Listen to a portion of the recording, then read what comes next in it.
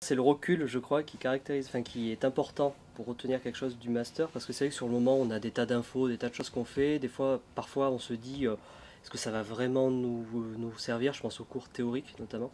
Et même sans faire de doctorat, je pense sincèrement que ça sert sur du long terme, quelle que soit la discipline qu'on fait. Il y en a qui vont travailler dans l'ergonomie, mais qui se baseront dessus sur des cours de sémiotique du langage, par exemple, des choses comme ça. Donc même ces cours-là sont importants. Moi, ce que je retiens du master, c'est surtout la dimension gestion de projet. Comme je disais, c'est ce que je cherchais le plus et c'est ce que j'ai eu pas mal quand même, parce qu'il y a beaucoup d'ouverture sur des techniques de gestion de projet diverses. C'est pas forcément enseigné partout d'ailleurs.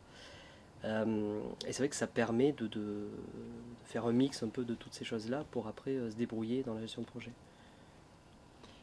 Dans ma promo, les gens venaient de parcours très divers. Il y en avait quelques-uns, on devait être bien 20% à venir de l'IUT-SRC, je pense, avoir fait une licence pro ou une licence générale entre les deux. Donc là-dessus, on se reconnaissait sur ces profils un peu techniques, effectivement. Après, il y a des gens qui venaient de licence Infocom, mais qui étaient intéressés par le numérique, tout ça, donc ils sont allés vers là. Il y a des gens qui venaient même de d'autres masters, je crois qu'il y a eu une personne qui venait. Non, c'était pas notre promotion, c'était une autre.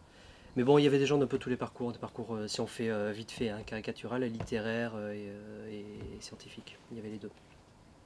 Je pense pas qu'il y ait de profil idéal, par contre, il y a peut-être une dimension très importante, mais qui est propre à beaucoup d'autres cursus comme ça, universitaires, c'est la curiosité, tout simplement. Parce que c'est vrai que c'est un métier, le numérique, ça bouge tout le temps. Donc il faut tout le temps se tenir au courant, il faut tout le temps essayer de voir ce qui se fait, tout le temps essayer de voir les évolutions et rester au goût du jour, parce que sinon on se fait dépasser.